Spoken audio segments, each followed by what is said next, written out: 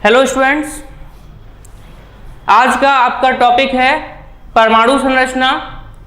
इसका पहला लेक्चर यानी कि एटॉमिक स्ट्रक्चर का पहला लेक्चर आज आप स्टार्ट करेंगे।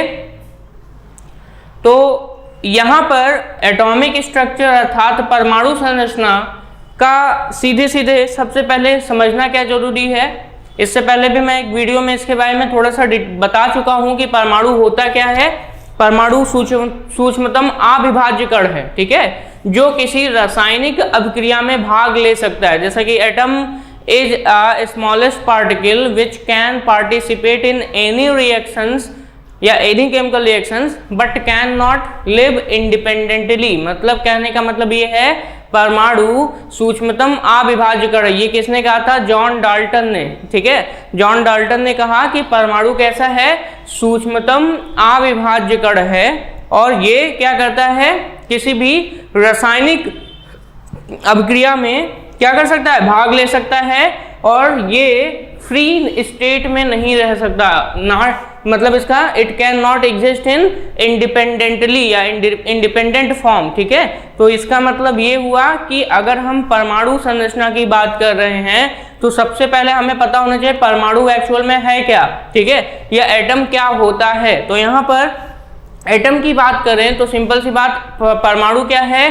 सूक्ष्मतम अविभाज्य कण है। ध्यान दीजिएगा, डाल्टन ने कहा था 1808 ईस्वी में, ये डिफिनीशन डाल्टन ने दिया था, जॉन डाल्टन, ठीक है। लेकिन बाद में उन्होंने पहले बोला कि अविभाज्य कण है, लेकिन बाद में कुछ अलग अलग साइंटिस्ट ने इस पे क्या किया, फिर से देखा तो उन्होंने पाया कि जो परमाणु है वो कुछ मूलभूत कणों से मिलकर बने होते हैं और कुछ और भी कण उसमें पाए जाते हैं, ठीक है।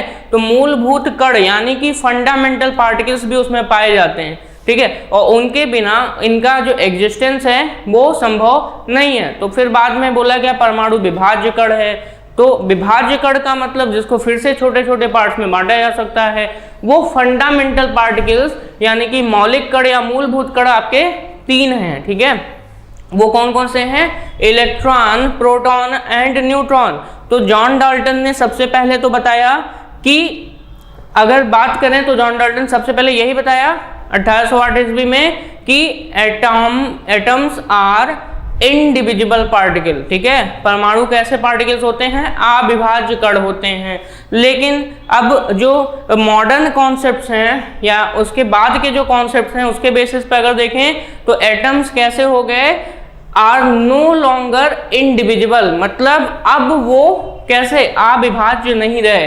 अविभाज्य नहीं रहे अर्थात वो डिविजिबल हैं यानी कि विभाज्य हो गए हैं। और उनमें जो विभाज्य हैं अर्थात इनकी बात करें तो उनमें क्या होता है? आपके फंडामेंटल पार्टिकल्स और कुछ नॉन फंडामेंटल पार्टिकल्स आते हैं, ठीक है। तो चलिए हम बात करते हैं सबसे पहले एटम्स की। तो एटम के बारे में मैंने फिर से बोला कि एटम्स क्या होते हैं यानी कि परमाणु क्या होते हैं?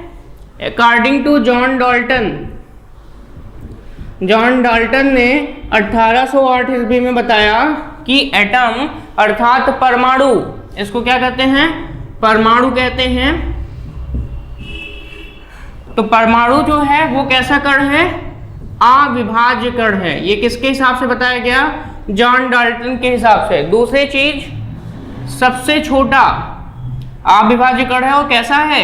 सबसे छोटा, स्मॉलेस्ट पार्टिकल है, सबसे छोटा कण है, ठीक है। तो अविभाज्य कण है और सबसे छोटा कण है, ये किसने बताया? जॉन डाल्टन ने, ठीक है। साथ ही साथ इन्होंने बताया कि रासायनिक अभिक्रिया अर्थात केमिकल रिएक्शन में भाग ले सकता है। मतलब it can participate in chemical reaction, भाग ले सकता है।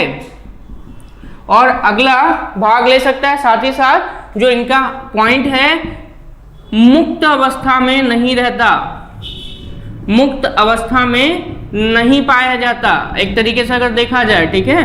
अर्थात it can not live independently, मतलब एक तरीके से मुक्त अवस्था में नहीं पाया जाता। ये 4 पॉइंट थे जॉन डाल्टन के हिसाब से। बाद में इसको मॉडर्न कॉन्सेप्ट के बेसिस पर अलग किया गया और उनके बेसिस पर बताया गया कि जो परमाणु है वो एक विभाज्य कण है, अर्थात इससे छोटे भी आपके पार्टिकल्स पाए जाते हैं, जिनको हम फंडामेंटल और नॉन फंडामेंटल दो कैटेगरी में बांटते हैं, यानी कि मौलिक और अमौलिक कणों में बांटते हैं। अगर हम यहीं पे बात करें किसकी, मौलिक कणों की, तो मौलिक कणों में आपके तीन हैं। वो कौन कौन से हैं, इलेक्ट्रॉन, प्रोटॉन और न्यूट्रॉन। तो यहाँ पर अगर हम बात करें फंडामेंटल पार्टिकल्स की, तो परमाणुओं के मूलभूत कण कौन से हैं, वो है इलेक्ट्रॉन, जैसा कि आपको हमेशा पता है और आप पढ़ भी चुके हैं, electron, proton and neutron. Electron, proton और न्यूट्रॉन, ठीक है। इलेक्ट्रॉन, प्रोटॉन और न्यूट्रॉन की डिस्कवरी की बात की जाती है तो इलेक्ट्रॉन की डिस्कवरी जे थॉमसन ने किया। किसने किया, जे थॉमसन ने। इनको हिंदी में कई लोग जे टॉमसन भी बोलते हैं, और यहाँ पर जे थॉमसन ने किया। और साथ ही साथ 1897 में 1897 ईस्वी में किसकी खोज की गई, 1897 ईस्वी में आपके इलेक्ट्रॉन की खोज की गई। इसके बाद आपका प्रोटॉन की डिस्कवरी के बारे में लोग ये कहते हैं कि रदरफोर्ड ने किया था। चलिए, कई बुक्स में लिखा होता है, बट एक्चुअल एग्जैक्ट आंसर इसका है गोल्डस्टीन ने किया था। किसने किया था, प्रोटॉन की डिस्कवरी गोल्डस्टीन ने की। किसने की, गोल्डस्टीन, ठीक है। प्रोटॉन की डिस्कवरी गोल्डस्टीन ने की थी। रदरफोर्ड ने न्यूक्लियस की खोज की या नाभिक की परिभाषा दिया था, यानी कि डेफिनेशन ऑफ न्यूक्लियस अर्थात नाभिक की परिभाषा रदरफोर्ड ने दिया था। यहाँ पे न्यूट्रॉन की बात करें तो न्यूट्रॉन जेम्स चैडविक, ठीक है, नाम क्या है, जेम्स चैडविक, ठीक है। तो चैडविक ने किसके डेफिनेशन या किसकी खोज की थी, न्यूट्रॉन की। नाम है इनका, फिर से मैं लिख दे रहा हूँ, जेम्स चैडविक, ठीक है। तो ये आपके इलेक्ट्रॉन, प्रोटॉन और न्यूट्रॉन की डिस्कवरी से रिलेटेड आपका ये क्वेश्चन था, यानी कि एक तरीके से क्वेश्चन भी बन सकता है कि इलेक्ट्रॉन की खोज किसने की, प्रोटॉन की खोज किसने की और न्यूट्रॉन की खोज किसने की, तो जेम्स चैडविक ने किया था, ठीक है। अच्छा, अब यहाँ पर इलेक्ट्रॉन एक तरीके से अगर देखा जाए तो एक रे है, तीन तरीके के रे होती हैं, लेकिन अभी यहाँ पर सिर्फ दो रे का नाम हम लोग पढ़ेंगे, कैथोड रे और एनोड रे, ठीक है। तो चलिए, कैथोड रे, एनोड रे के बारे में हम लोग फिर से एक बार देख लेते हैं, जस्ट लाइक अ रिवीजन। तो कैथोड रे की बात करें तो कैथोड रे अगर देखें, यानी कि जिनको कैथोड किरणें कहते हैं, क्या हम पढ़ने जा रहे हैं, हम पढ़ने जा रहे हैं कैथोड रे, कैथोड रेज, यानी कि कैथोड किरणें। तो ये कैथोड किरणें अगर हम पढ़ें तो यहाँ पर थोड़ा सा ये समझ लीजिए कि कैथोड रेज कैसी होती हैं, निगेटिव पार्टिकल से मिलकर बनी होती हैं, अर्थात इलेक्ट्रॉन से मिलकर बनी होती है। किससे मिलकर बनी होती हैं, ये इलेक्ट्रॉन से मिलकर बनी होती हैं, इलेक्ट्रॉन से मिलकर बनती हैं, ठीक है। दूसरी चीज आपको बता दें, यहाँ पे थोड़ा सा चीज और क्लियर कर लेते हैं हम लोग। इलेक्ट्रॉन पे आपका निगेटिव चार्ज होता है, कैसा चार्ज होता है, निगेटिव चार्ज होता है। वहीं पर प्रोटॉन पे आपका पॉजिटिव चार्ज होता है, और जो न्यूट्रॉन है, न्यूट्रॉन को अगर हम बोलें तो नाम से ही हम लोग बोलते हैं न्यूट्रल। क्या बोलते हैं हम लोग, न्यूट्रल बोलते हैं। तो न्यूट्रॉन को हम लोग नाम से ही क्या बोलते हैं, न्यूट्रल, अर्थात उदासीन। तो ये उदासीन है, यानी कि क्या है, न्यूट्रल है, मतलब इस पे किसी भी प्रकार का चार्ज नहीं पाया जाता। इलेक्ट्रॉन पे जो चार्ज है वो चार्ज कितना होता है, निगेटिवली चार्ज है, और ये चार्ज होता है 1.6 × 10⁻⁻19 कूलम, वो भी कैसा वाला, निगेटिव वाला। वहीं पर प्रोटॉन पे जो पॉजिटिव चार्ज होता है वो इक्वल होता है। बार बार मैं कहता हूँ ये सारी चीजें याद रखनी है, क्योंकि केमिस्ट्री और फिजिक्स में इन सब का बहुत रोल है, ठीक है। तो हमेशा हमेशा जब भी आप कभी केमिस्ट्री और फिजिक्स की तरफ ध्यान दें तो इतना तो याद रखिए कि आपको क्या करना है, फंडामेंटल चीजों को हमेशा याद रखना होता है। फंडामेंटल मतलब बेसिक्स। और एटम सबसे बेसिक चीज होती है जिसको लेके हम केमिस्ट्री का शुभारंभ करते हैं या फिजिक्स का भी शुभारंभ करते हैं। तो सबसे पहली बात तो आपको ये याद होना ही होना चाहिए, इलेक्ट्रॉन का एक तरीके से देखें तो इलेक्ट्रॉन पे नेगेटिव चार्ज 1.6 इंटू 10⁻⁻19 कूलम, वहीं पे प्रोटॉन पे जस्ट अपोजिट साइन वाला लेकिन इक्वल चार्ज होता है, वो कितना है 1.6 इंटू 10⁻⁻19 कूलम। ये जो इक्वल चार्ज है वो अगर देखें तो परिमाण में इक्वल होता है, परिमाण का मतलब मैग्नीट्यूड में, तो यहाँ पर उतना ही वैल्यू है लेकिन किस में है, पॉजिटिव में है, ठीक है। दूसरी चीज ये उदासीन है, इस पे कोई चार्ज नहीं होता है। यहीं पर अगर हम बात करें मास ऑफ इलेक्ट्रॉन की, तो मास ऑफ इलेक्ट्रॉन यानी कि द्रव्यमान की बात करें, किसकी बात करें हम लोग, द्रव्यमान की बात करें, तो मास ऑफ इलेक्ट्रॉन अगर हम देखें तो ये होता है 9.1 इंटू 10⁻31 किलोग्राम। वहीं पे प्रोटॉन का अगर हम देखें, मास ऑफ प्रोटॉन की बात करें तो 1.67 इंटू 10⁻27 किलोग्राम। कितना होता है 1.67 इंटू 10⁻27 किलोग्राम। और वहीं पे मास ऑफ न्यूट्रॉन भी लगभग बराबर होता है 1.67 इंटू 10⁻27 किलोग्राम, ठीक है। और ध्यान दीजिएगा mass of proton and mass of neutron लगभग बराबर होते हैं बट एग्जैक्ट बराबर नहीं होते हैं। इस आप देख रहे हैं दोनों की वैल्यू मैंने सेम लिखी है 1.67 इंटू 10⁻27, बट यहाँ पे थोड़ी सी चीज आपको पता होनी चाहिए कि दोनों की जो वैल्यूज हैं वो थोड़ी सी बड़ी हैं। उनमें से किसका बड़ा है, न्यूट्रॉन का। न्यूट्रॉन का मास प्रोटॉन से बहुत ही माइन्यूट डिफरेंस के साथ बड़ा होता है। इसलिए अगर तीनों में कंपेयर करने को पूछ ले कि भैया हमें बताइए कि इलेक्ट्रॉन, प्रोटॉन और न्यूट्रॉन में बड़ा कौन है, तो सबसे बड़ा उसका मास यानी कि द्रव्यमान के हिसाब से सबसे बड़ा द्रव्यमान किसका होता है, न्यूट्रॉन का, देन आपका प्रोटॉन का, और सबसे कम किसका होता है, इलेक्ट्रॉन का, ठीक है। और सबसे कम यानी कि इलेक्ट्रॉन का।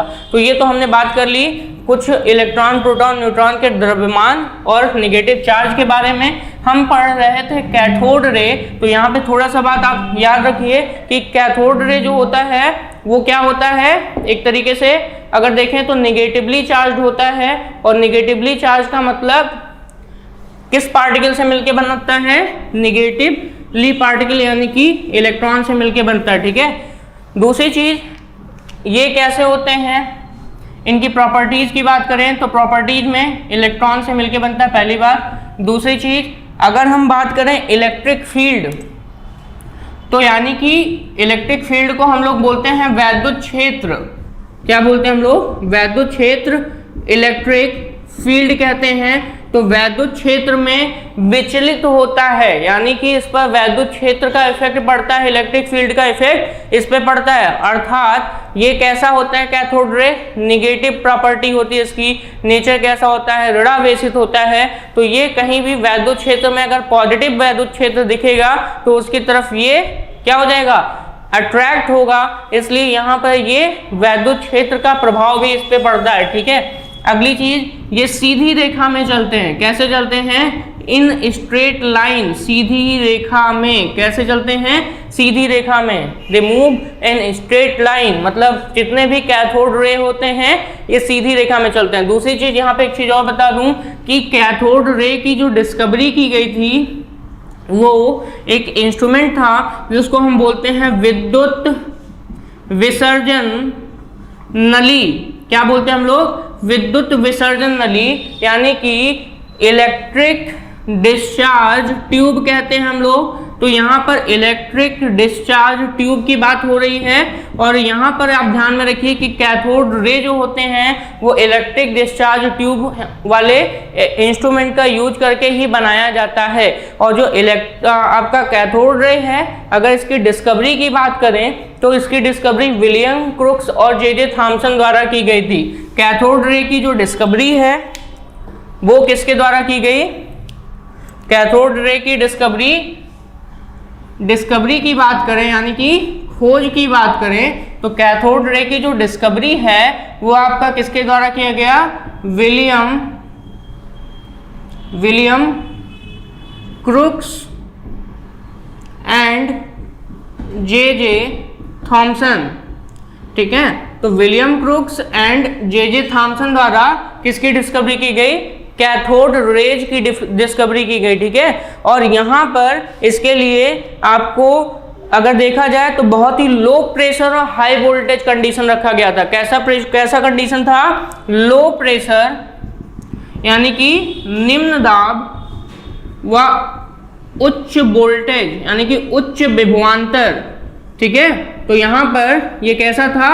Low pressure and high voltage condition रखी गई थी। और साथ ही साथ एक चीज और, यहाँ पर जो विद्युत विसर्जन नली था उसके अंदर गैस फिल किया गया था। क्या फिल किया गया था? गैस फिल किया गया था, ठीक है। और ये गैस जब आयोनाइज होते हैं तब जाके यहाँ पे कैथोड रे का परफॉर्मेंस होता है। और यहाँ पे कैथोड रे कहाँ से निकलती हैं? कैथोड प्लेट से निकलती है। क्वेश्चन बनता है, लोग गलती कर जाते हैं कि सर कैथोड रे कहाँ से निकलती है, तो याद रख लो कैथोड रे अगर देखें तो इलेक्ट्रिक डिस्चार्ज ट्यूब में, यानी कि आपका जो विद्युत विसर्जन नली है उस विद्युत विसर्जन नली के निगेटिव प्लेट्स यानी कि कैथोड प्लेट से निकलती हैं। क्या? फिर से सुन लीजिए, कैथोड रे निगेटिव नेचर की होती हैं और जो कैथोड रे हैं वो अगर देखें तो यहाँ पर बात करें हम किससे निकलती हैं? निगेटिव प्लेट यानी कि इलेक्ट्रोड वाला जो निगेटिव प्लेट होता है जिसको हम बोलते हैं कैथोड, वहाँ से ये निकलती हैं, ठीक है। और साथ ही साथ अगर हम बात करें तो ये मैकेनिकल इफेक्ट यानी कि यांत्रिक प्रभाव भी उत्पन्न करती हैं। यांत्रिक प्रभाव उत्पन्न करने का मतलब होता है अगर हम किसी पहिए को, मतलब भाई पहिया थोड़ा हल्का होना चाहिए, अगर हम किसी पहिए को, ठीक है, इनके सामने रख दें तो मान लीजिए ये ऐसे जा रही हैं और हमने सामने किसी पहिए को रख दिया है, तो जैसे ही ये जाएंगी और हल्का से पहिए पे पड़ेगा तो ये रोटेट करने लगेगा पहिया, ठीक है।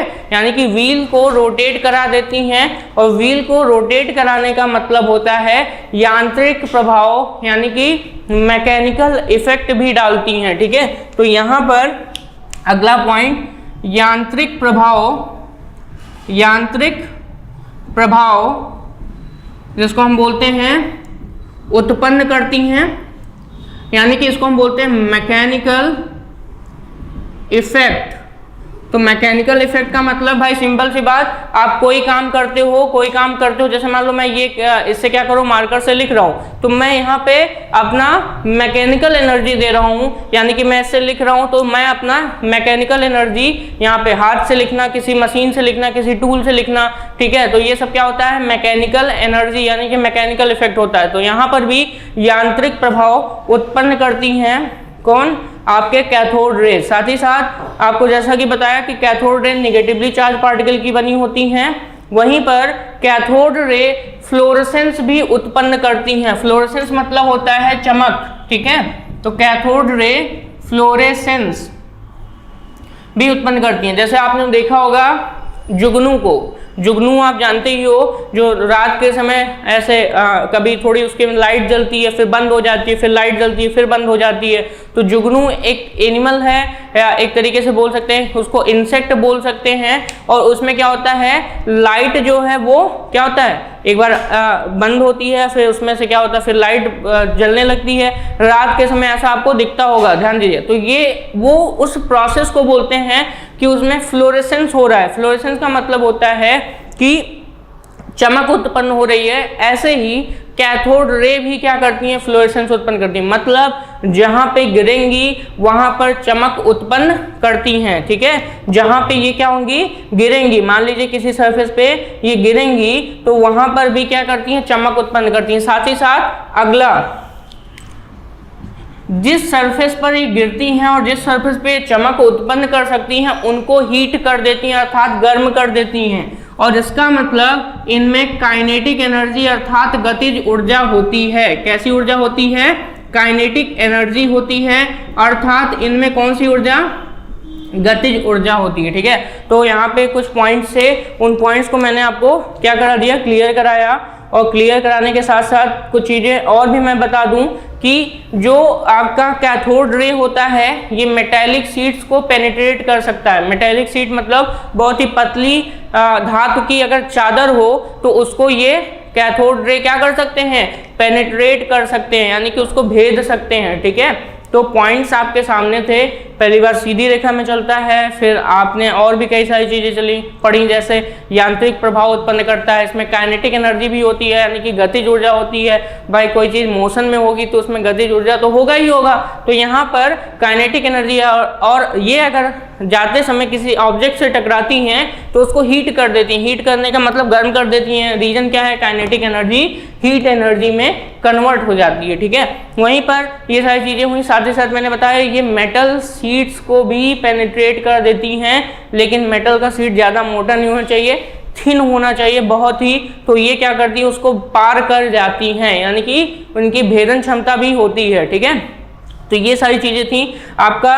हाँ, एक चीज और यहाँ पे आपको पूछा जाता है कैथोड रे में कि क्या इलेक्ट्रॉन और मास का जो रेशियो होता है वो गैस पर निर्भर करता है?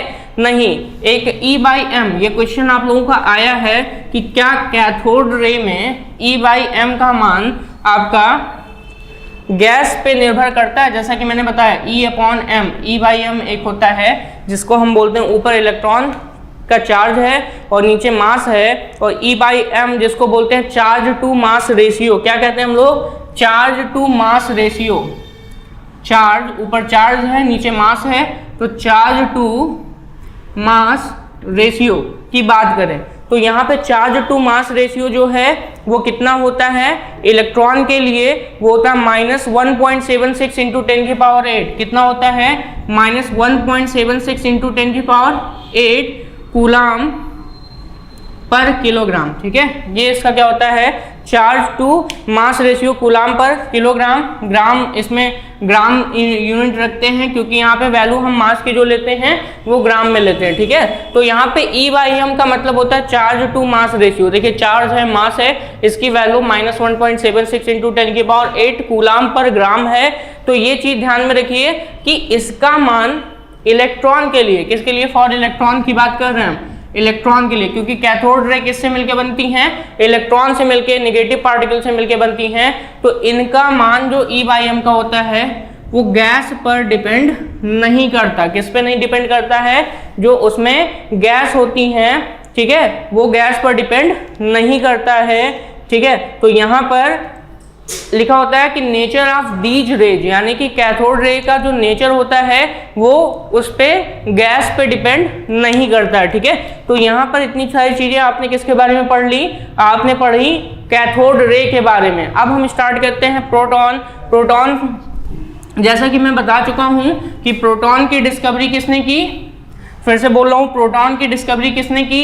प्रोटॉन की डिस्कवरी की थी गोल्डस्टीन ने। ठीक है, और गोल्डस्टीन जो थे उन्होंने ही कैनॉल रे की भी डिस्कवरी की थी, जिसको हम एनोड रे भी कहते हैं। ठीक है, मतलब उन्होंने, अगर देखा जाए तो अब हम बात करने जा रहे हैं कैथोड रे के बाद किसकी बात करने जा रहे हैं?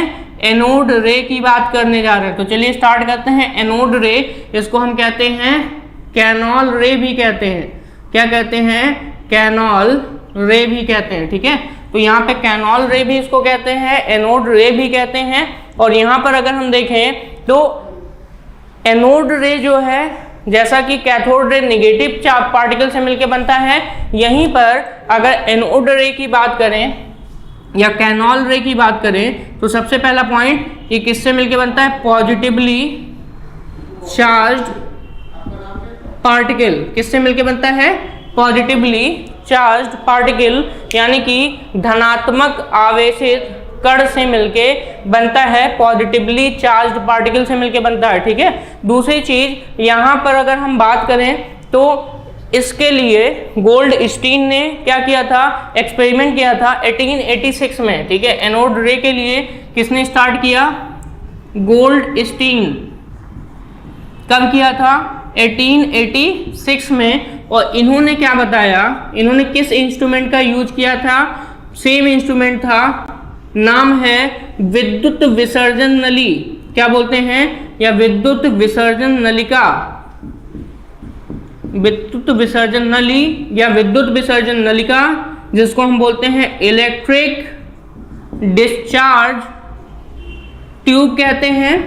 और डिफरेंस क्या है ये बात ध्यान में रखिए, क्वेश्चन भी आता है कि what is the difference between the discovery of anode ray and cathode ray behalf of, आपका किसका हो गया, behalf of electric discharge tube. यानी कि अगर देखा जाए तो इलेक्ट्रिक डिस्चार्ज ट्यूब के बेसिस पर या उसके आधार पर कैथोड रे और एनोड रे में क्या डिफरेंस है। तो सिंपल सी बात बता दूं कि जब हमने कैथोड रे की बात की थी तो वहां पे इलेक्ट्रोड दो थे, एनोड और कैथोड, जिसमें से कैथोड रे कहां से निकलता था, कैथोड इलेक्ट्रोड से निकलता था जो नेगेटिव चार्ज होता था। लेकिन यहाँ पे थोड़ा सा ध्यान में रखना है कि जब गोल्डस्टीन ने कैनॉल रे की डिस्कवरी करनी, यानी कि जो एनोड रे की डिस्कवरी की, तो उस समय जो उन्होंने विद्युत विसर्जन नली का प्रयोग किया था, वो जो विद्युत विसर्जन नली थी वो कैसी थी, उसमें जो इलेक्ट्रोड था वो कैसा था, छिद्रित कैथोड था, इसमें छिद्रित कैथोड था, यानी कि परफोरेटेड कैथोड। अर्थात जो कैथोड की प्लेट थी वो ऐसे ना होके बीच बीच में उनमें क्या था, होल था, ताकि जो एनोड से रे आए, यानी कि जो एनोड से किरणें निकले वो इनसे होकर पीछे की दीवार पर जाकर टकराए। ठीक है, अगर ये छिद्रित ना होती तो जो एनोड रे हैं इन्हीं से ही टकरा के खत्म हो जाती और पता नहीं चलता, जैसा कि पहले एक्सपेरिमेंट में हुआ था। ठीक है, लेकिन इन्होंने एनोड रे अर्थात कैनॉल रे को पता करने के लिए देखा, तो इसके लिए इन्होंने क्या किया, छिद्रित कैथोड का यूज किया। यानी कि जो कैथोड था वो बीच बीच में उसके क्या थे, होल थे, और जिसके थ्रू क्या होता है, छिद्रित कैथोड का मतलब अगर हम देखें तो इससे क्या होता है कि जो एनोड रे चल के जाती हैं वो क्या हो जाती हैं, इससे होकर के पीछे की जो इनकी स्क्रीन होती है उस पर जाकर ड्रॉप होती हैं, जिससे फ्लोरेसेंस यानी कि चमक उत्पन्न होती है। ठीक है, तो बहुत ही माइन्यूट डिफरेंस, बहुत ही छोटा सा डिफरेंस है कैथोड रे और एनोड रे के बीच। कैथोड रे में क्या है, फिर से सुन लीजिए, जो इलेक्ट्रोड था यानी कि जो कैथोड था वो पूरा था। वहीं पर अगर हम एनोड रे की बात करें तो इसमें हमारा जो कैथोड है वो कैसा है, परफोरेटेड कैथोड है, यानी कि यहाँ पे छिद्रित कैथोड का नाम देते हैं। तो चलिए स्टार्ट करते हैं कि कैथोड रे यानी कि कैथोड रे नहीं, एनोड रे कैसे डिस्कवर किया गया, इसकी प्रॉपर्टी क्या है। तो एनोड रे की प्रॉपर्टी की बात करें तो मैंने सबसे पहले बताया कैसा है, पॉजिटिवली चार्ज पार्टिकल है, यानी कि धनावेशित कण है। दूसरी चीज बात करें तो ये भी कैसा चलता है, स्ट्रेट लाइन चलते हैं, यानी कि स्ट्रेट लाइन मतलब सीधी रेखा में। ठीक है, स्ट्रेट लाइन मतलब कैसी रेखा, सीधी रेखा में। ठीक है, स्ट्रेट लाइन चलते हैं। अगला ये कैसे होते हैं, आपका अगर देखा जाए तो ये मटेरियल पार्टिकल से मिलके बनते हैं, यानी कि एक तरीके से अगर देखा जाए तो इनमें भी मास होता है, यानी कि द्रव्यमान पाया जाता है। तो यहाँ पर एनोड रे के बारे में बहुत ही सिंपल सा है। और एनोड रे के बाद अगर हम बात करें अगला, तो इसमें भी ये क्या होते हैं, इलेक्ट्रिक फील्ड में डेविएट होते हैं, अर्थात इलेक्ट्रिक फील्ड यानी कि वैद्युत क्षेत्र में विक्षेपित हो जाते हैं। रीजन क्या है, एनोड रे जो होती हैं वो पॉजिटिव पार्टिकल से मिलकर बनती हैं, और अगर पॉजिटिव पार्टिकल को हम कहीं नेगेटिव इलेक्ट्रिक फील्ड में रख दें तो उसकी तरफ वो क्या हो जाएंगी, डिस्प्लेस हो जाएंगी, उसकी तरफ डिफ्लेक्ट हो जाएंगी या उसकी तरफ अट्रैक्ट हो सकती हैं। ठीक है, तो यहाँ पर हम ये भी लिख सकते हैं कि एनोड रे पर इलेक्ट्रिक फील्ड का इफेक्ट पड़ता है। ठीक है, किसका इफेक्ट पड़ता है, इलेक्ट्रिक फील्ड का इफेक्ट पड़ता है। ठीक है, साथ ही साथ यहाँ पर ये फोटोग्राफिक प्लेट पर भी इफेक्ट डालती हैं, यानी कि फोटोग्राफिक प्लेट का मतलब अगर हम बात करें तो प्रकाशिक जो प्लेटें होती हैं, जैसे जो फोटो की प्लेटें होती हैं, जैसे स्टार्टिंग में अगर थोड़ा सा ओल्ड एज में हम लोग जाएं तो पहले उसका क्या निगेटिव बनता था, कोई भी फोटो आप खींचते थे तो उसका निगेटिव बनता था, और निगेटिव जो होता था वो एक्चुअल में पहले व्हाइट होता था लेकिन या ब्लैक होता था, और उस पर जब कोई फोटो यानी कि लाइट पड़ती थी तो उतने एरिया में वो फोटो उस पर छप जाती थी। इसको हम बोलते हैं फोटोग्राफिक इफेक्ट। मतलब जो रे निकलती है यानी कि जो एनोड रे है, अर्थात जिसको हम बोलते हैं कैनॉल रे वो ब्लैक फोटोग्राफिक प्लेट पर यानी कि काले फोटोग्राफिक प्लेट पर अपना प्रभाव अर्थात इफेक्ट उत्पन्न करती है। तो ये चीज ध्यान में रखिएगा, फोटोग्राफिक प्लेट पर अपना प्रभाव उत्पन्न करती है, ठीक है। अच्छा, साथ ही साथ यहाँ पर एक चीज और कि जो एनोड रे हैं, ठीक है, इनमें भी काइनेटिक एनर्जी होती है, मतलब इनमें भी गतिज ऊर्जा होती है और ये सीधी रेखा में चलती है, जैसा कि मैं बता चुका हूँ आपको, पॉजिटिव पार्टिकल से मिलकर बनती हैं, ठीक है। और ये जो एनोड रे हैं ये हमने बताया छिद्रित कैथोड का यूज करके तब इनको प्राप्त किया गया। और ये एनोड रे यानी कि कैनॉल रे की डिस्कवरी किसके द्वारा की गई? गोल्डस्टीन द्वारा की गई थी, ठीक है। कौन सा ट्यूब था? इलेक्ट्रिक डिस्चार्ज ट्यूब, ठीक है। अब अगली बात करते हैं, वो भी किसकी है? न्यूट्रॉन की। तो न्यूट्रॉन की खोज किसने की? जेम्स चैडविक ने। और जेम्स चैडविक ने इसकी खोज कब की थी? 1932 1932 ईस्वी में किया था, ठीक है। तो आगे हम आते हैं न्यूट्रॉन पर। न्यूट्रॉन की डिस्कवरी जेम्स चैडविक ने किया और जेम्स चैडविक ने 1932 में किया था, 1932 यानी कि 1932 ईस्वी में जेम्स चैडविक ने 1932 ईस्वी में क्या किया? Discovery of neutron. जैसा कि मैं आपको बता चुका हूं बार बार कि न्यूट्रॉन जो है वो न्यूट्रल है, नाम से ही न्यूट्रॉन न्यूट्रल पार्टिकल्स है, यानी कि इस पर किसी भी प्रकार का चार्ज यानी कि आवेश नहीं पाया जाता है। वहीं पे मास की बात करें तो न्यूट्रॉन का मास सबसे ज़्यादा होता है इन कंपेयर दोनों के, जैसे इलेक्ट्रॉन और प्रोटॉन के, ठीक है। तो इलेक्ट्रॉन प्रोटॉन की तुलना में न्यूट्रॉन का मास ज़्यादा होता है। अगर यहीं पे प्रोटॉन और न्यूट्रॉन की तुलना करें तो न्यूट्रॉन का मास बहुत कम ज़्यादा होता है, किससे? प्रोटॉन से, लेकिन इलेक्ट्रॉन से बहुत ज़्यादा होता है, ठीक है। तो मास के बारे में बता दिया। न्यूट्रॉन की डिस्कवरी किसने की? जेम्स चैडविक ने। कैसे किया था इसका भी आप लोगों से क्वेश्चन पूछता है, ऑप्शन दे देते हैं, 4 रिएक्शन दे दिया जाता है और उसमें से पूछ लिया जाता है कि इनमें से कौन सा ऑप्शन न्यूट्रॉन की डिस्कवरी से रिलेटेड है, ठीक है। तो इन्होंने क्या किया? बेरिलियम पर अल्फा कणों की बमबारी कराई थी। बेरिलियम क्या है? एक एलिमेंट है मान लेते हैं, और वो क्या है आपका, इसका जिसका एटॉमिक नंबर कितना होता है? 4 होता है। तो बेरिलियम पर 4Be9 यहाँ पर इस पे इन्होंने अल्फा पार्टिकल्स की बमबारी कराई थी, अल्फा पार्टिकल्स। और अल्फा पार्टिकल्स को लिखते हैं 2He4 करके, ठीक है। क्या लिखते हैं? 2He4 +2 होता है, यानी कि इस पे चार्ज भी होता है लेकिन +2 वाला, ठीक है। तो ये होता है अल्फा पार्टिकल्स 2He4, इसको हीलियम न्यूक्लियस भी कहते हैं। तो बेरिलियम पर अल्फा पार्टिकल्स की बमबारी करा करके, ठीक है, क्या अल्फा पार्टिकल्स की बमबारी कराने के बाद क्या मिला? न्यूट्रॉन की प्राप्ति होती है। रिएक्शन आगे बढ़ाते हैं। बेरिलियम अल्फा पार्टिकल्स, यहाँ पर नीचे एटॉमिक नंबर इसके 4 है, उसका 2 है, तो दोनों मिल जाएंगे। यहाँ पे कार्बन बनेगा क्योंकि कार्बन का एटॉमिक नंबर 6 होता है, तो 4 and 2 कितना हो गया? 6, तो 6C। और आपका न्यूट्रॉन जो होता है उसका सिंबल होता है 0n1, यानी कि इस पे 0 का मतलब इस पे किसी भी प्रकार का चार्ज नहीं है और 1 उसका मास नंबर होता है, तो 0n1।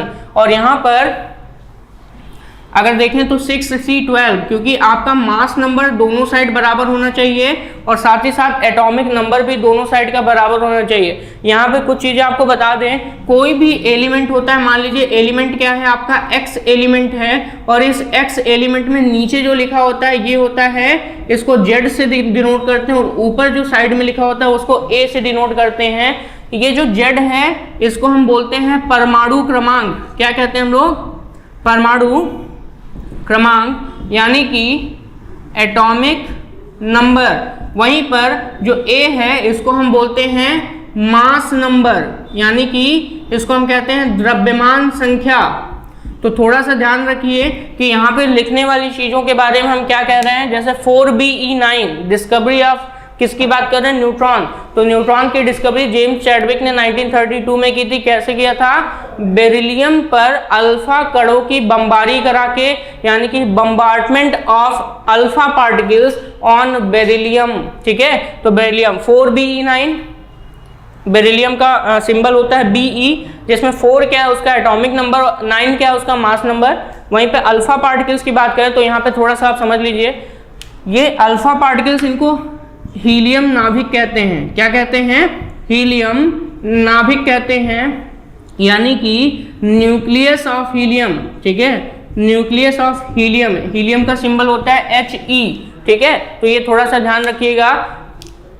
तो 4Be9 2He4 +2, यानी कि +2 का मतलब उस पर चार्ज है। कुछ लोग 2He4 भी लिखते हैं, कोई दिक्कत नहीं है, लिखने से यहाँ पे इफेक्ट नहीं पड़ेगा। बट जब भी कभी 2He4 लिखा होता है तो उसके नीचे अल्फा पार्टिकल्स लिखा होगा। ठीक है, तो यहाँ पर 4Be9 + 2He4 ये 6C12 + 0N1। तो ये जो 0N1 दिख रहा है इसी को हम क्या कहते हैं? न्यूट्रॉन कहते हैं। क्या कहते हैं हम लोग? न्यूट्रॉन कहते हैं। तो न्यूट्रॉन की खोज कैसे की गई? बेरिलियम पर अल्फा पार्टिकल्स की बम्बार्टमेंट करा के। सेम ऐसे कई अदर भी प्रोसेस हैं, जैसे बोरॉन है, तो बोरॉन पर भी हम अल्फा पार्टिकल की बमबारी कराते हैं। किस पे? बोरॉन पर अल्फा पार्टिकल की बमबारी करा सकते हैं और जिससे न्यूट्रॉन की प्राप्ति होती है। तो चलिए स्टार्ट करते हैं बोरॉन की बात। बोरॉन जो होता है, बोरॉन, इसका एटॉमिक नंबर होता है 5। तो 5B11 प्लस अल्फा पार्टिकल, और अल्फा पार्टिकल को लिखते हैं 2He4। ठीक है, ये लिखने का तरीका होता है। एक्चुअल में इसको हीलियम का न्यूक्लियस बोलते हैं, जिसमें से अर्थात ये हीलियम का न्यूक्लियस क्यों कहा जाता है? क्योंकि हीलियम से 2 इलेक्ट्रॉन निकाल दें तो न्यूक्लियस बचता है, इसलिए हम इसको क्या कहते हैं? हीलियम न्यूक्लियस कहते हैं। तो यहाँ पे 5B11 बोरॉन और क्या है? 2He4 रिएक्शन कराएं तो यहाँ पे पहली बात तो क्या बनेगा? न्यूट्रॉन बनेगा 0N1, और न्यूट्रॉन के साथ साथ यहाँ पर अगर हम देखें तो नाइट्रोजन बनेगा 7N14। अब यहाँ पे देखेंगे तो नाइट्रोजन कैसे बन गया? तो पहली बात तो ये देखिए 5 है, ये 2 है, कंबाइन करिए 7 आएगा, 7 आएगा, और 7 एटॉमिक नंबर किसका होता है? नाइट्रोजन का। तो नाइट्रोजन का 7N आ गया। ठीक है, नाइट्रोजन। और वहीं पर न्यूट्रॉन 0N1, नीचे क्या देखिए 7 + 0 7, और ऊपर 14 + 1 कितना आ गया? 15। तो यहाँ पे देखिए 11 और 4 कितना हो गया? 15। तो मास नंबर भी 15 इधर भी है, इधर भी है। नीचे एटॉमिक नंबर 7 है और इधर भी एटॉमिक नंबर कितना है? 7 है। तो ये एग्जैक्ट आंसर है। और ये जो आपको मिला 0N1, ये क्या है? न्यूट्रॉन है। ठीक है, तो न्यूट्रॉन आप प्राप्त करते हो अल्फा पार्टिकल्स की बम्बार्टमेंट करा के। ठीक है, वहीं पर अब अगला बात करते हैं एटॉमिक नंबर की। ठीक है, कुछ चीज़ें बेसिक होती हैं, उनको भी समझना जरूरी है। एटॉमिक नंबर कैसे हम, एटॉमिक नंबर किन किन चीज़ों से रिलेटेड है, एटॉमिक मास किन किन चीज़ों से रिलेटेड है, मास नंबर क्या होता है। ठीक है, यानी कि जिसको हम बोलते हैं द्रव्यमान संख्या। तो चलिए स्टार्ट करते हैं। सबसे पहले एटॉमिक नंबर, यानी कि जिसको हम बोलते हैं परमाणु संख्या। ठीक है, पहली बात तो परमाणु संख्या का एक फार्मूला होता है, वो होता है, इसको हम लिखते किससे हैं? ज़्यादातर जेड से लिखते हैं कहीं पर भी। एटॉमिक नंबर, परमाणु संख्या, इसको किससे लिखते हैं हम लोग? जेड से लिखते हैं। और ये जो एटॉमिक नंबर और परमाणु संख्या है, इसको डिटरमाइन करने के लिए, यानी कि जो जेड है वो नंबर ऑफ प्रोटॉन्स बताता है। क्या बताता है? Number of protons. ये किस लिए किया गया था? नंबर ऑफ प्रोटॉन्स बताने के लिए। ठीक है, एटॉमिक नंबर द्वारा नंबर ऑफ प्रोटॉन्स बताने के लिए प्रयोग किया गया, और इसको डिटरमाइन किया गया था मोजले द्वारा। ध्यान दीजिएगा, मोजले, बाय मोजले। तो मोजले द्वारा इसको क्या किया गया था? डिटरमाइन किया गया था। किसको? एटॉमिक नंबर को डिटरमाइन करने के लिए। ठीक है, और यहाँ पर एक इसका फॉर्मूला भी बनता है, मोजले इक्वेशन कहते हैं। बहुत बार पूछा भी गया है कि मोजले इक्वेशन किसे कहते हैं। तो मोजले इक्वेशन की बात करें, इक्वेशन मतलब मोजले समीकरण, मोजले समीकरण की बात करें तो यहाँ पर अंडर रूट न्यू बराबर ए जेड माइनस बी, ये आपका क्या है मोजले इक्वेशन है। अंडर रूट न्यू बराबर यहाँ पे क्या है a into Z minus B, जहाँ पर न्यू क्या है फ्रीक्वेंसी, इसको हम क्या कहते हैं न्यू कहते हैं। क्या कहते हैं न्यू, सिंबल ऐसे होता है और इसको हम कहते हैं फ्रीक्वेंसी। फ्रीक्वेंसी का मतलब होता है आवृत्ति, क्या कहते हैं आवृत्ति, ठीक है। यहाँ पे जेड जो है ये होता है एटॉमिक नंबर, और एटॉमिक नंबर का मतलब यहाँ पे जेड के एटॉमिक नंबर का मतलब ये क्या है एक तरीके से परमाणु संख्या को प्रदर्शित करता है, ठीक है। तो यहाँ पे न्यू क्या है फ्रीक्वेंसी है, और फ्रीक्वेंसी किसकी है एक्सरे की, किसकी फ्रीक्वेंसी मानी जाती है एक्सरे की फ्रीक्वेंसी मानी जाती है। तो यहाँ पे सबसे पहली बात तो एटॉमिक नंबर हो गया। अब एटॉमिक नंबर किन किन चीजों से रिलेटेड है, जैसा कि मोजले ने बताया नंबर ऑफ प्रोटॉन से रिलेटेड है, ठीक है। ऐसे ही एटॉमिक नंबर आपका कई चीजों से रिलेटेड है, जिसका हम फार्मूला लिखने जा रहे हैं, आपको थोड़ा सा इसको समझना पड़ेगा। तो आपके पास मान लीजिए एक न्यूट्रल एटम है, एटम हमेशा न्यूट्रल होता है, तो हम बात करते हैं किसकी न्यूट्रल एटम की, यानी कि उदासीन परमाणु की। चलिए बात करते हैं उदासीन परमाणु के लिए एक फार्मूला होता है, वो आपको याद कर लीजिए हमेशा, ठीक है, हर जगह काम आता है, पूरे केमिस्ट्री में और फिजिक्स में भी ये जरूरी है, काम आएगा, ठीक है। तो यहाँ पर न्यूट्रल एटम की बात कर लें तो यहाँ पर इसको हम कहते हैं एटॉमिक नंबर, जिसको जेड बोलते हैं, बराबर होता है नंबर ऑफ इलेक्ट्रॉन्स, ठीक है, बराबर नंबर ऑफ प्रोटॉन्स। ये तब की बात कर रहे हैं जब हमारा न्यूट्रल एटम होता है, ठीक है, जब हमारा न्यूट्रल एटम होता है। वहीं पर यहाँ पर जैसे एग्जांपल का केस ले लो, जैसे आपके पास सोडियम है, सोडियम का एटॉमिक नंबर कितना होता है 11, तो ये सोडियम का एटॉमिक नंबर 11 होता है। आपको पता है, सबको पता होता है कि सोडियम का एटॉमिक नंबर कितना है, परमाणु क्रमांक 11। तो हमने लिखा फॉर न्यूट्रल एटम, मतलब न्यूट्रल का मतलब उसमें ना तो पॉजिटिव चार्ज है और ना ही निगेटिव चार्ज है। तो ऐसे समय में आपको करना क्या है, एटॉमिक नंबर बराबर number of electron equal to number of proton. तो यहाँ पे सोडियम में एटॉमिक नंबर कितना हो गया 11, और वहीं पर नंबर ऑफ इलेक्ट्रॉन कितने हो गए 11, और अगर उसमें हम प्रोटॉन भी देखें तो कितना हो जाएगा 11, ठीक है, यानी कि 11, ठीक है। तो सोडियम में परमाणु क्रमांक भी 11 है, इलेक्ट्रॉनों की संख्या भी 11 है, और प्रोटॉनों की संख्या भी 11 है। जैसा कि आप फिर से सुन लीजिए, इलेक्ट्रॉनों की संख्या 11, प्रोटॉनों की संख्या 11, यानी कि 11 निगेटिव पार्टिकल्स हैं और 11 पॉजिटिव पार्टिकल्स हैं, दोनों के चार्ज भी सेम होते हैं। और यहाँ पर अगर देखें तो दोनों चार्ज क्या हो गए, कट गए, यानी कि बैलेंस हो गए, और यहाँ पे जो एटम मिला वो कैसा मिला, न्यूट्रल एटम मिलता है, यानी कि उदासीन परमाणु हमको फिर से प्राप्त होता है। तो ये चीज आप समझ गए होंगे। अब यहीं पर न्यूट्रल एटम का तो हमने बता दिया एग्जाम्पल सोडियम का लेके। अब हम बात करते हैं किसी चार्ज एटम के, चार्ज पार्टिकल की। एटम चार्ज नहीं लिखा जाता है, ठीक है, न्यूट्रल एटम हो गया। अब हम बात करते हैं किसी चार्ज स्पीसीज की, चार्ज स्पीसीज की, ध्यान दीजिएगा, किसी ऐसे जो आवेशित हो, और आवेशित में दो कैटेगरी हैं, आपको पता है, एक होगा धनावेशित और एक होगा ऋणावेशित। तो एक होगा धनावेशित और एक होगा ऋणावेशित, यानी कि एक पॉजिटिवली चार्ज तो एक कैसा होगा निगेटिवली चार्ज। एग्जांपल लेके अभी समझाएंगे, लेकिन फॉर्मूला आपका थोड़ा सा ध्यान में रखना है। जब भी कभी धनावेशित की बात करें, या जब भी कभी आप सिंपल से सुनिए, जब भी कभी चार्ज स्पीसीज की बात करें, तो चार्ज स्पीसीज में ये बात ध्यान से आप सुन लीजिए कि atomic number will always equal to only number of proton. चाहे दोनों की बात करें, चाहे आपका धनावेशित हो चाहे आपका ऋणावेशित हो, तो वहां पे याद रखिए atomic number will always equal to number of proton, ठीक है। और ध्यान रखिए, जब भी कभी धनावेशित का मतलब होता है इलेक्ट्रॉन निकल जाना, इलेक्ट्रॉन का रिमूव होना, ये किसका मतलब होता है धनावेशित। वहीं पे ऋणावेशित का मतलब होता है इलेक्ट्रॉन का एडिशन, यानी कि ऐड होना, तो ये इलेक्ट्रॉन का एडिशन कहलाता है। तो यहाँ पर ये चीज ध्यान में रखिए, चार्ज स्पीसीज है, धनावेशित है तो इलेक्ट्रॉन रिमूव हुआ होगा, और वहीं पर ऋणावेशित है तो उसमें से इलेक्ट्रॉन ऐड हुआ होगा, ठीक है।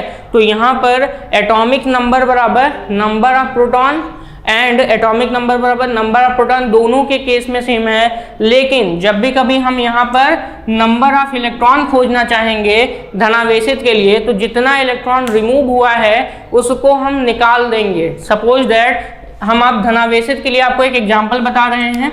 इसके लिए एक एग्जाम्पल, मान लीजिए सोडियम पे कैसा चार्ज आ गया, प्लस चार्ज आ गया।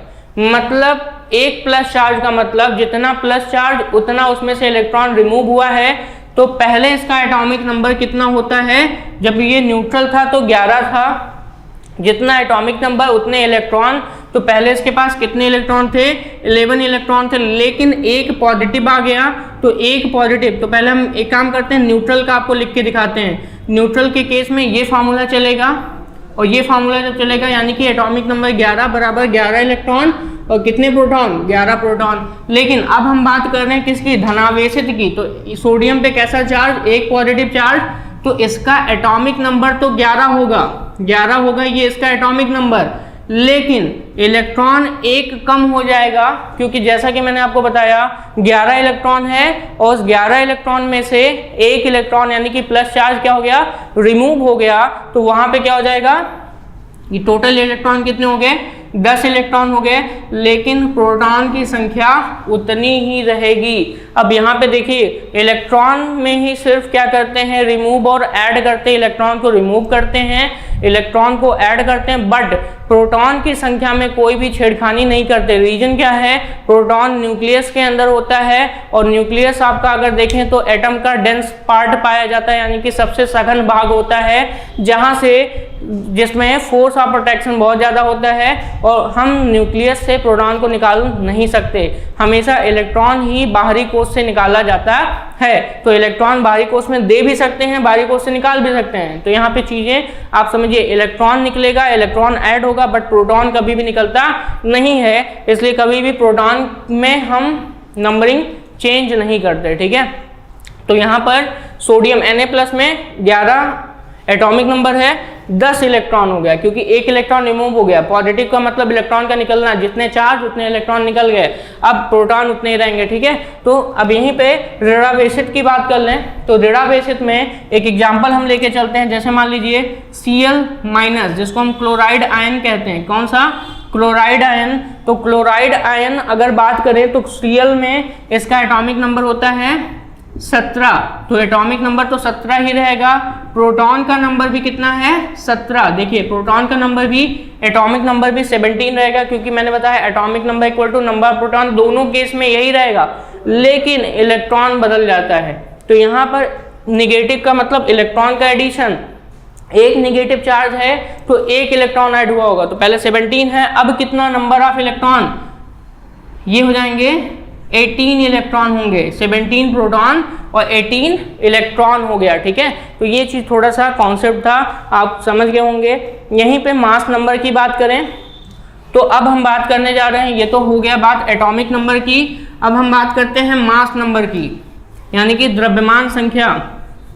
तो जब भी कभी हम बात करेंगे किसकी, मास नंबर की, तो मास नंबर बराबर होता है number of proton plus number of neutron. ध्यान दीजिएगा, मास नंबर यानी कि द्रव्यमान संख्या बराबर होता है number of proton, mass number, इसको हिंदी में क्या बोलते हैं हम लोग, द्रव्यमान संख्या, जिसका सिंबल क्या होता है, ए से लिखते हैं, मास नंबर ए से लिखते हैं। जैसे कि ये मान लीजिए मैंने कोई एलिमेंट लिखा x, नीचे z है और ऊपर a है, z को हम एटॉमिक नंबर और a को हम बोलते हैं मास नंबर। तो मास नंबर यानी कि द्रव्यमान संख्या, जिसको a से लिखते हैं, इसकी वैल्यू मास नंबर बराबर number of protons plus number of neutrons. ध्यान दीजिए, दोनों जो प्रोटॉन और न्यूट्रॉन होते हैं वो न्यूक्लियस में पाए जाते हैं। किस में पाए जाते हैं, प्रोटॉन और न्यूट्रॉन दोनों न्यूक्लियस में पाए जाते हैं, अर्थात नाभिक में पाए जाते हैं। तो न्यूट्रॉन और प्रोटॉन इन दोनों की जो संख्या होती है, इनको हम बोलते हैं न्यूक्लियॉन कहते हैं। ये क्वेश्चन बनता है, न्यूक्लियॉन किसे कहते हैं, ऑप्शन में 4 ऑप्शन दे देगा, ऐसे ऑप्शन बनते हैं कि न्यूक्लियॉन किसे कहते हैं, न्यूक्लियॉन किसे कहते हैं। तो तो ऑप्शन नंबर 1 ऐसे देगा, neutron plus proton plus electron plus pi, ठीक है। ऐसे दूसरा ऑप्शन न्यूट्रॉन प्लस प्रोटॉन, ठीक है, और वहीं पर दे देगा प्रोटॉन प्लस इलेक्ट्रॉन, और तीसरा दे देगा, फोर्थ ऑप्शन दे देगा न्यूट्रॉन प्लस 2 इलेक्ट्रॉन, ऐसे ऑप्शन करके दे देगा। तो पहली बात तो याद रखिए कि न्यूट्रॉन और प्रोटॉन हमेशा नाभिक में पाए जाते हैं, यानी कि न्यूक्लियस में पाए जाते हैं, और नाभिक में पाए जाने वाले न्यूट्रॉन और प्रोटॉन को जितने भी हैं उनको ऐड कर दें तो उसको बोलते हैं नंबर ऑफ न्यूक्लियॉन्स, यानी कि न्यूक्लियॉनों की संख्या कहते हैं। तो न्यूक्लियॉन यानी कि सीधी सीधी बात, न्यूट्रॉन और प्रोटॉन को ऐड कर दीजिए, वो न्यूक्लियॉन कहलाता है, और इसी को हम कहते हैं मास नंबर भी कहते हैं, ठीक है। तो मास नंबर बराबर number of proton plus number of neutron. तो number of proton and number of neutron, तो Np प्लस यहाँ पे Nn लिख दिया, ठीक है। अब हमें अगर नंबर ऑफ प्रोटॉन चाहिए तो हम क्या करेंगे, या तो नंबर ऑफ प्रोटॉन हम उससे पता कर लें, एटॉमिक नंबर अगर पता है तो नंबर ऑफ प्रोटॉन पता ही होगा। नंबर ऑफ न्यूट्रॉन निकालना है तो नंबर ऑफ न्यूट्रॉन बराबर, इसको इधर भेजेंगे तो मास नंबर माइनस क्या हो जाएगा, नंबर ऑफ प्रोटॉन। यहाँ पे एक चीज़ और समझ लीजिए, नंबर ऑफ प्रोटॉन को Z भी लिखा जाता है, तो A माइनस जेड अगर हम करें तो हमें इसको इधर ले आए A माइनस जेड, तो हमें क्या मिल जाएगा, नंबर ऑफ न्यूट्रॉन्स, ठीक है, नंबर ऑफ न्यूट्रॉन। एग्जाम्पल मान लेते हैं, एक एग्जाम्पल हम आपको लेके यहाँ पे बताते हैं, 1H1 1H2 1H3, इसको हम कहते हैं प्रोटियम, इसको हम कहते हैं ड्यूटीरियम, और इसको हम कहते हैं टाइट्रियम। तो प्रोटियम, ड्यूटीरियम और टाइट्रियम ये तीन है एग्जाम्पल के केस में। 1H1 1H2 1H3 protium, deuterium और टाइट्रियम। प्रोटियम, ड्यूटीरियम, टाइट्रियम की बात करें तो प्रोटियम में नंबर ऑफ न्यूट्रॉन निकालने हैं, तो चलिए प्रोटियम में नंबर ऑफ न्यूट्रॉन हम आपको निकाल के दिखाते हैं। यहाँ पर बात करें प्रोटियम की, तो प्रोटियम में आप देखेंगे A कितना है, 1 है, और Z कितना है, 1 है, तो A माइनस जेड बराबर कितना है, 0। तो नंबर ऑफ न्यूट्रॉन प्रोटियम में कितना आ गया, आपका 0 आ गया। प्रोटीरियम, ड्यूटीरियम और ट्राइट्रियम, ठीक है, ये आपके हाइड्रोजन के तीन क्या हैं, आइसोटोप्स हैं, प्रोटीरियम, ड्यूटीरियम और टाइट्रियम, ठीक है। तो टाइट्रियम जो है वो आपका रेडियो एक्टिव होता है, पहले में कितना आ गया, 0। दूसरे की बात करें तो A माइनस जेड यानी कि 2 माइनस 1 बराबर 1, नंबर ऑफ न्यूट्रॉन इसमें कितने आ गए, आपके 1। वहीं पे अगर टाइट्रियम की बात करें तो A माइनस जेड यानी कि 3 माइनस 1, इसमें बराबर कितना आ गया, 2। तो ये नंबर ऑफ न्यूट्रॉन्स कितने आ गए, आपके टाइट्रियम में पता चल गया। तो नंबर ऑफ न्यूट्रॉन्स निकालने का तरीका आपको पता चल गया, यहीं पर मास नंबर भी आपका क्लियर हो गया। अच्छा, आइसोटोप्स क्या होते हैं, यानी कि समस्थानिक किसे कहते हैं, चीज़ें थोड़ा सा क्लियर हो जाएं। आइसोटोप्स, आइसोबार, ठीक है, आइसो इलेक्ट्रॉनिक, ठीक है, आइसोटोन्स, इन सब का मतलब क्या होता है। तो चलिए स्टार्ट करते हैं। सबसे पहले हम लोग आइसोटोप्स से, आइसोटोप्स मतलब समस्थानिक की बात करने जा रहे हैं। तो समस्थानिक यानी कि आइसोटोप्स की बात करें तो ऐसे स्पीशीज जिनके एटॉमिक नंबर सेम हो, ध्यान दीजिएगा, समस्थानिक का मतलब जिनका एटॉमिक नंबर सेम हो परंतु उनके जो मास नंबर हैं वो डिफरेंट हो, तो उनको हम क्या कहते हैं, आइसोटोप्स कहते हैं। क्या कहते हैं हम लोग, हम पढ़ने जा रहे हैं हम लोग आइसोटोप्स अर्थात समस्थानिक। तो समस्थानिक की बात करते हैं, आइसोटोप्स की बात करने जा रहे हैं। एग्जाम्पल लेके चलेंगे तो आपको आसानी से समझ में आएगा। जैसे मान लीजिए 6C12 6C12 6C13 और 6C14 मैं लिखने जा रहा हूँ। 6C12 6C13 एंड 6C14 मैंने लिखा, ठीक है। तो यहाँ पे आप देखेंगे तो जैसा कि मैं बार बार आपको बोल रहा हूँ कि X है, यहाँ Z होता है, यहाँ क्या होता है, A होता है। तो Z क्या है, एटॉमिक नंबर, A क्या है, मास नंबर। तो 6 जो जितने भी नीचे लिखे हैं ये सब के सब क्या हैं, Z हैं, ये भी Z है, ये भी Z है, और ये क्या है, एटॉमिक नंबर या इसी को मास नंबर भी कहते हैं, ठीक है। तो देखिए Z सब में सेम है, इसमें Z कितना है, 6 है, इसमें भी Z कितना है, 6 है, इसमें भी Z कितना है, 6 है। लेकिन एटॉमिक मास या एटॉमिक नंबर या मास नंबर सबके डिफरेंट है।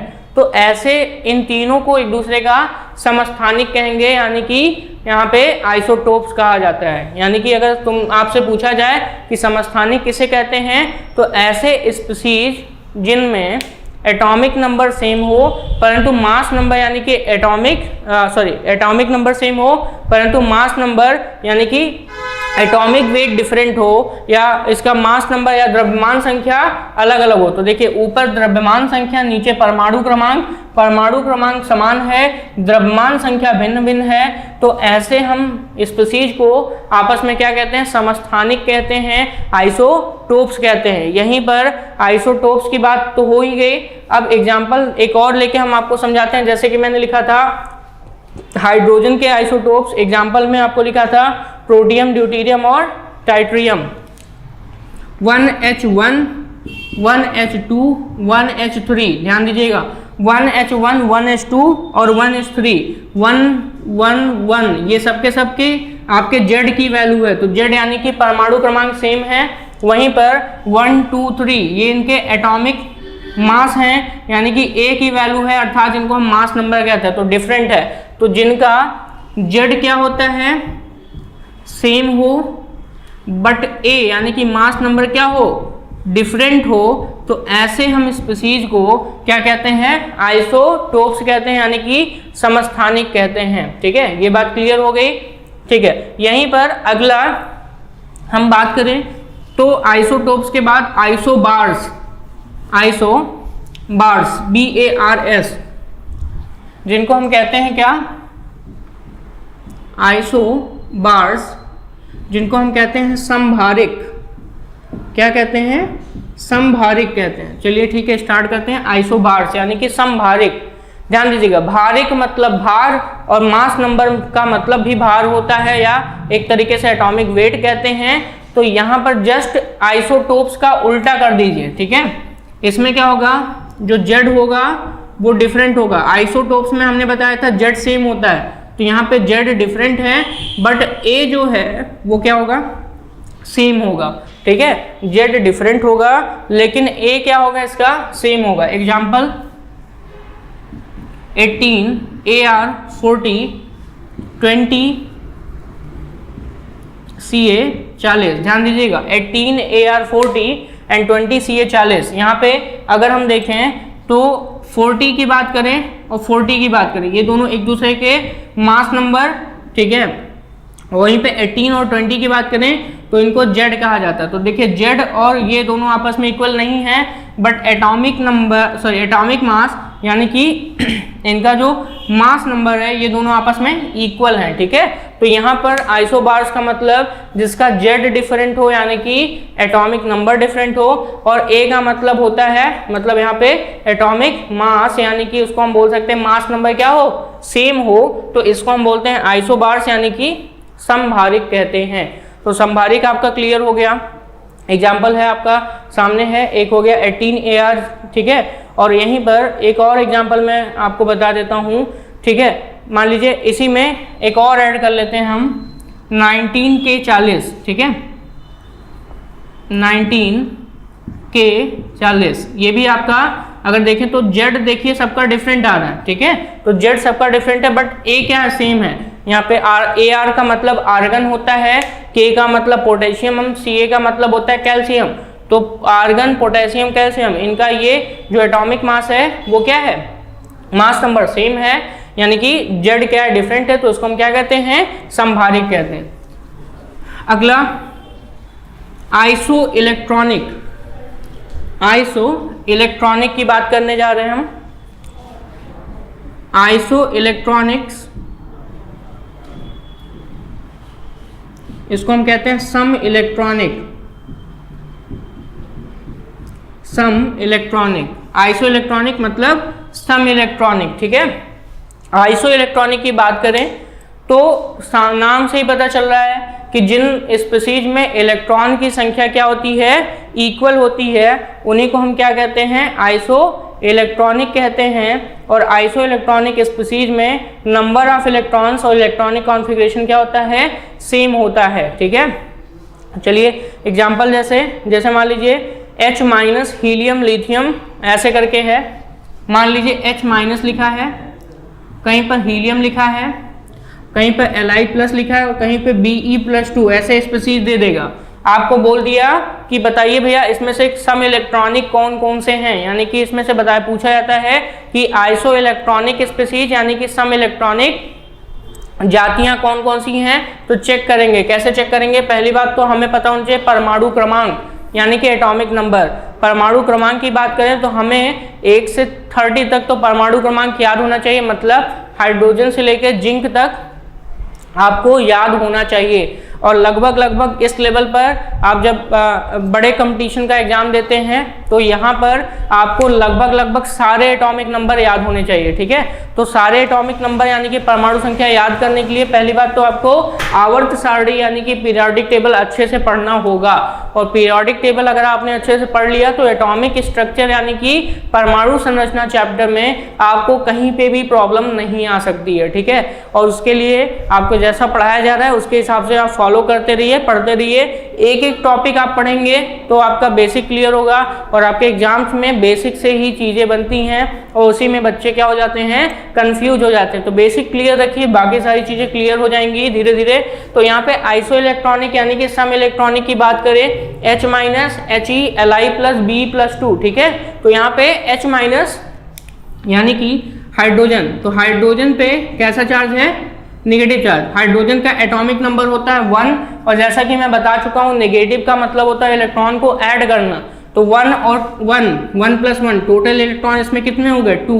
1 + 1 गया है, ठीक है, बराबर कितना, 2। हीलियम का एटॉमिक नंबर 2 होता है तो 2 इलेक्ट्रॉन इसमें हो गए।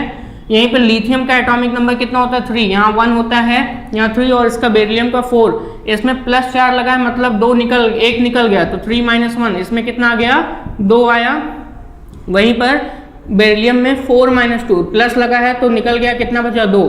तो देखिए सब में इलेक्ट्रॉन्स कितने मिल रहे हैं आपको, 2 नंबर्स मिल रहे हैं। Electrons, electron, electron, electron, electron, सब इलेक्ट्रॉन क्या है आपस में बराबर है। तो ये जो चारों देख रहे हो आप ये सम इलेक्ट्रॉनिक यानी कि आइसो इलेक्ट्रॉनिक स्पीशीज है। सपोज दैट यहीं पे मैं लिख देता बोरॉन, तो बोरॉन का एटॉमिक नंबर कितना है, 5, कोई चार्ज नहीं है।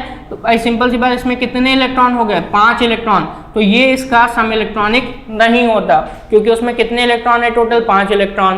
वैसे ही बाकी सब में कितने हैं, 2-2 इलेक्ट्रॉन। तो ये सम इलेक्ट्रॉनिक है, बट बोरॉन वाला इन सबसे सम इलेक्ट्रॉनिक नहीं है। अगर बोरॉन का कंपेयर किसी 5 इलेक्ट्रॉन वाले से कर दें तो वो क्या हो जाएगा, एक दूसरे के क्या हो जाएंगे, अगर देखा जाए तो वो क्या हो जाएंगे, आपके सम इलेक्ट्रॉनिक हो जाएंगे। एक और एग्जांपल, जैसे CO एंड N2, ठीक है, देख लीजिए। CO एंड N2 की बात करें, CO मतलब कार्बन मोनोऑक्साइड और N2 का मतलब होता है नाइट्रोजन गैस, ठीक है। CO का मतलब होता है कार्बन मोनोऑक्साइड। यहाँ पे एक चीज बता दें आपको, थोड़ा सा आपके नॉलेज के लिए है कि कार्बन मोनोऑक्साइड कार्बन डाइऑक्साइड से भी जहरीली गैस होती है और ये आपके ब्लड में बहुत फास्टली क्या होती है, डिजॉल्व होने लगती है।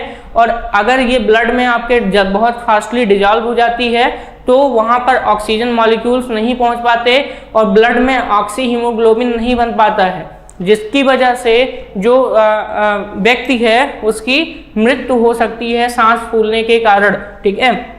जो कार्बन मोनोऑक्साइड है इसको साइलेंट किलर का नाम देते हैं। कैसा नाम देते हैं इसको, ये जो गैस है इसको हम बोलते हैं साइलेंट किलर। साइलेंट किलर मतलब आपको इसमें जो पेशेंट है या जो जिसको कार्बन मोनोऑक्साइड गैस अंदर जा रही है वो अचानक ही उसकी डेथ हो जाती है और पता भी नहीं चलता है, तो इसलिए इसको हम बोलते हैं साइलेंट किलर बोलते हैं, ठीक है, चुपचाप मार देने वाला, ठीक है। तो यहाँ पर CO एंड N2, CO को बोलते हैं कार्बन मोनोऑक्साइड, N2 को क्या बोलते हैं, नाइट्रोजन गैस। तो यहाँ पे हम कैलकुलेट कर लेते हैं। कार्बन का एटॉमिक नंबर होता है 6, ऑक्सीजन का एटॉमिक नंबर होता है 8। तो यहाँ पर कार्बन और ऑक्सीजन को मिला के टोटल इलेक्ट्रॉन हो गए 14 इलेक्ट्रॉन हो गए। यहीं पर नाइट्रोजन का एटॉमिक नंबर होता है 7। यहाँ पे 2 नाइट्रोजन एटम है यानी कि 7 + 7, तो टोटल मिला के इसमें भी कितने इलेक्ट्रॉन्स हो गए, 7 + 7 बराबर 14 इलेक्ट्रॉन्स इसमें भी हो गए।